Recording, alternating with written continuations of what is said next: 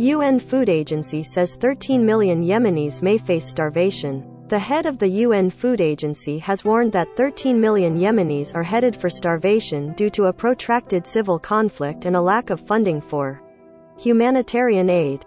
313. Sana'a, Yemen, the head of the UN Food Agency has warned that 13 million Yemenis are headed for starvation due to a protracted civil conflict and a lack of funding for humanitarian aid. In an interview with the Associated Press on Wednesday, David Beasley said that Yemen was in a very bad situation, with more than 40% of the population already relying on food supplies from the World Food Programme. We're feeding 13 million people out of a nation of 30 million people, and we are running out of money, Beasley said, speaking from the capital, Sana'a.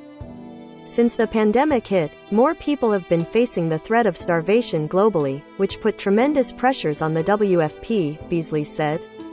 Now, 285 million people around the world face the threat of starvation, which makes it more difficult to attend to Yemen's needs, he added. We've got twice the number of people struggling around the world now, Beasley said. So, what am I gonna do for the children in Yemen? Steal it from the children in Ethiopia, or Afghanistan, or Nigeria, or in Syria? That's not right, he added. Beasley said his agency was forced to cut rations in half for 8 million Yemenis due to the shortage of funds. We may be cutting those down to zero. What do you think will happen? People will die. It will be catastrophic, he said. According to the UN Food Agency, around 811 million people do not have enough food across the globe, and an estimated 45 million people in 43 countries are at risk of famine. Beasley said the WFP needs an extra $9 billion to meet the rising demand for food aid around the world. The $430 trillion worth of wealth in the world today, there should not be a single child dying anywhere on earth, he contended. Yemen has been fighting a civil war since 2014, when Iran-backed Houthi rebels took control of the capital of Sana'a and much of the northern part of the country, forcing the government of President Abed Rabbo Mansur Hadi to flee to the south, then to Saudi Arabia.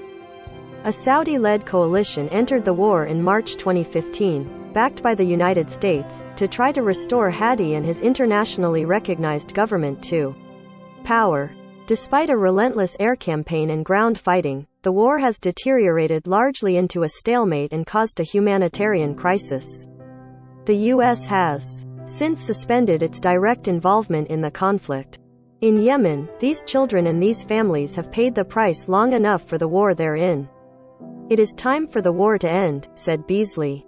Right now, what I see is children and families begging for food.